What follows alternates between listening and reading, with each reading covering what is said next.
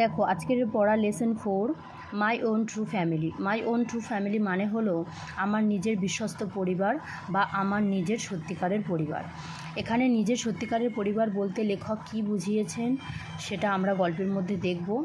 কে লিখেছেন দেখো, Ted Hughes. The author and the text, লেখক এবং গল্প সম্পর্কে একটু দেখি। এডওয়ার্ড জেমস টেড হিউজেস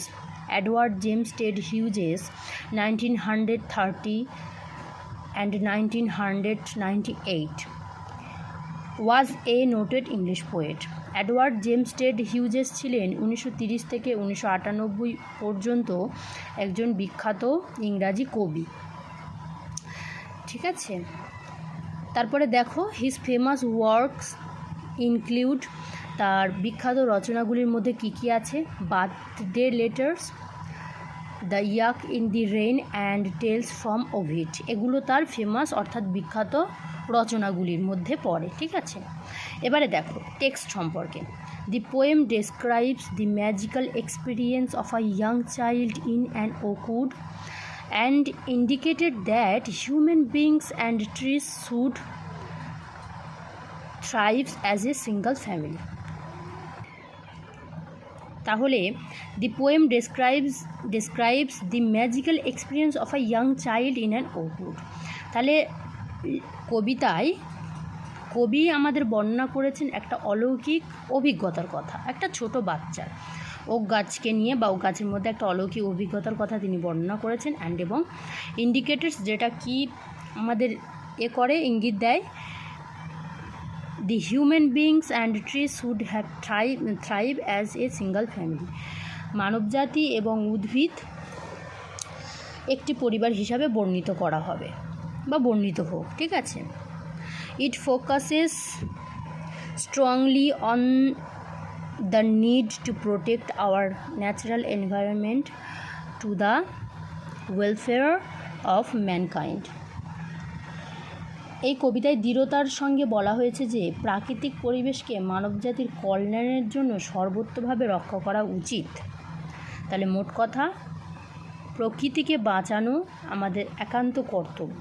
ঠিক আছে, প্রকৃতির জন্যই আমাদের মানবজাতির অস্তিত্ব।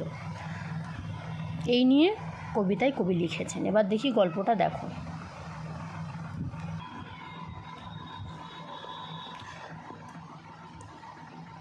Once I crept in an oak wood. I was looking for a stag. একদা আমি এক হরিণের সন্ধানে, হরিণটা ছেলে হরিণ, স্ট্যাগ মানে ছেলে হরিণ, খোঁজ করছিলাম একটি হরিণ একটি ওক গাছের তলায় খোঁজ করতে গিয়েছিলাম। সেখানে কি হয়েছে? I meet an old woman there, সেখানে আমার সাথে সাক্ষাৎ হয়ে যায় একটি বৃদ্ধ মহিলার।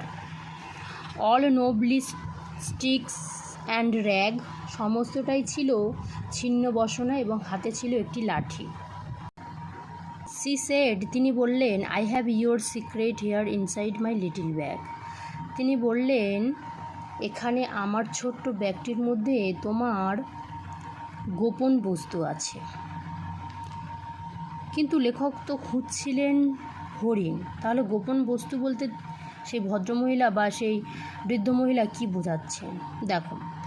দেন তারপর she began to cackle and I began to quack, তারপরে এই কথাটা বলেই তিনি হাসতে শুরু করলেন। হাসিটা কেমন না, খ্যাক খ্যাক করে হাসতে শুরু করলেন। ঠিক আছে, এবং আমি কাঁপতে লাগলাম। She opened up her little bag and I came twice awake. She opened up, তিনি খুললেন her little bag, তার ছোট্ট ব্যাগটা, and এবং I came twice awake, এবং আমি দ্বিতীয়বারের জন্য জাগি বা জেগে উঠেছি। Surrounded by a staring tribe, এক দৃষ্টিতে তাকিয়ে থাকা একটি উপজাতির দ্বারা আমাকে ঘিরে ফেলা হলো। অ্যান্ড এবং মি টায়ার্ড টু আ স্টেগ, এবং আমাকে বেঁধে ফেলা হয়েছিল একটি খুঁটিতে। তারপর দেখো, দে সেড মানে ওই উপজাতিরা বলল, তারা বলল, we are the oak trees, আমরা হলাম ওক গাছেরা। অ্যান্ড এবং ইয়োর ওন ট্রু ফ্যামিলি, তোমার নিজের সত্যিকারের পরিবার। উই আর চপড ডাউন, আমাদেরকে কাটা হয়। উই আর টার্ন আপ, আমাদেরকে ছিন্ন ভিন্ন করা হয়। You do not blink an eye, তুমি তো এক চোখেও দেখো না, এক পলকেও তা দেখো না। আনলেস যদি না you make a promise now, তুমি একটা এখন প্রতিজ্ঞা করো, now you are going to die, তাহলে তুমি এখন মারা যেতে চলেছো। হোয়েনেভার যখন ইউ সি তুমি দেখবে অ্যান ওক ট্রি ফেল্ড, একটা ওক গাছ পড়ে গেছে বা মারা গেছে, সোয়ার প্রতিজ্ঞা করো, now you will plan to, প্রতিজ্ঞা করো যে তুমি তার বদলে দুটো রোপণ করবে। আনলেস যদি না ইউ সোয়ার তুমি প্রতিজ্ঞা করো, দি ব্ল্যাক ওক বার্ক, ওক গাছের কালো ছাল, উইল রিঙ্কেল ওভার ইউ, তোমার উপর জড়িয়ে যাবে বা তোমাকে জড়িয়ে ফেলবে। অ্যান্ড এবং root you among the oaks, এবং ওক গাছের তলায় তোমাকে পুঁতে ফেলা হবে। হোয়ার যেখানে ইউ ওয়ার বর্ন, তুমি জন্মগ্রহণ করবে, বাট নেভার গ্রিউ, কখনোই বেড়ে উঠবে না। আচ্ছা, তারপরে দেখো, this was my dream beneath the bush, এটা ছিল আমার একটি স্বপ্ন বৃহৎ শাখার তলায়। The dream that altered me, এই স্বপ্নটা যেটা আমাকে বদলে দিয়েছে। হুইন যখন I came out of the oak wood, আমি ওক গাছ থেকে বা ওক গাছের জঙ্গল থেকে বেরিয়ে এসেছিলাম, ব্যাক টু হিউম্যান কোম্পানি, মানব জীবনে ফিরে এসেছিলাম বা মানব প্রজাতির এতে ফিরে এসেছিলাম দলে। মাই ওয়াক ওয়াজ দ্য ওয়াক, আমার হাঁটাটা ছিল এমনই হাঁটা, অফ আ হিউম্যান চাইল্ড, একটি মানব শিশুর মতো হাঁটা। বাট কিন্তু মাই হার্ট, আমার হৃদয়টা, ওয়াজ ছিল আর ট্রি, একটি গাছ। তাহলে মাই ওন ট্রু ফ্যামিলি, আমার নিজের সত্যিকারের বিশ্বস্ত পরিবারে আমাদের লেখক টেড হিউজেস প্রকৃতির কথা বলতে চেয়েছেন, প্রকৃতির কষ্টের কথা, অর্থাৎ প্রকৃতিকে যেভাবে আমরা দিন দিন অত্যাচার করছি, কেটে ফেলছি, তাদের কথা কবি আমাদের জানাতে চেয়েছেন। অর্থাৎ প্রকৃতির উপর আমরা পুরোপুরি কিন্তু নির্ভরশীল, প্রকৃতি না থাকলে আমরা মানবজাতি, আমাদের কোনো অস্তিত্বই থাকবে না। তাই সেই প্রকৃতিকে বাঁচানোর জন্য লেখকের একটা ইঙ্গিত, ঠিক আছে, পাঠকদের কাছে লেখকের একটা ইঙ্গিত।